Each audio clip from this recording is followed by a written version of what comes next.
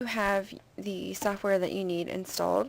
The next thing we're going to do is create the folders and files that you're going to use for the website. So I'm just on my desktop and I'm going to right click and hover over new and then choose folder, and then I'm just going to call my folder sites. You could also go through the My Documents and put this folder wherever you want, your desktop or your documents or something like that, but I'm just going to work off my desktop. And you can name this folder whatever you'd like. The SWeb server, the folder where we're going to be putting our files, is called sites, so I just named mine that as well. But you could name it whatever you want, just so you know what's inside the folder. So next we need to create the actual files, the HTML files. So I'm going to be using Notepad as my text editor or HTML editor. If you're using something else, it should be a similar process, but for Notepad you can just open it and go to File, Save As, and then you can just type in welcome.html. You do want to call this welcome.html. Make sure you don't forget that. And then if it has a file type, you need to change it either to HTML or just all files. And then I'm going to pick the sites folder and save it there. And now we have our welcome file. And then I'm going to make a new file and save it as page1.html, and again change the type to all files. And I'll save it to the sites folder as well. So now we have both there. You also need to make a graphics folder. So just make a new folder within the sites folder and call it graphics. Now you need to put an image there.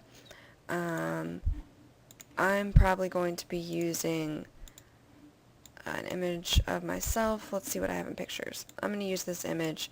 So I already have this in my pictures library, so I'm just going to drag it over into that graphics folder.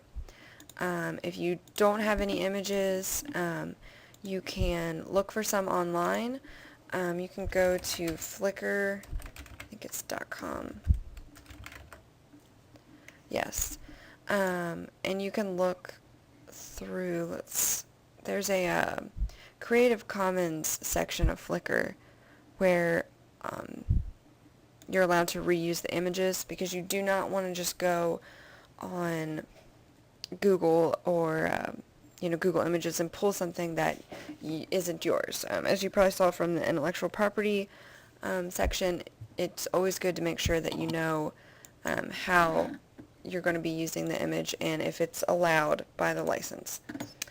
So let me just log in really quick. You might have to make a Flickr account to do this.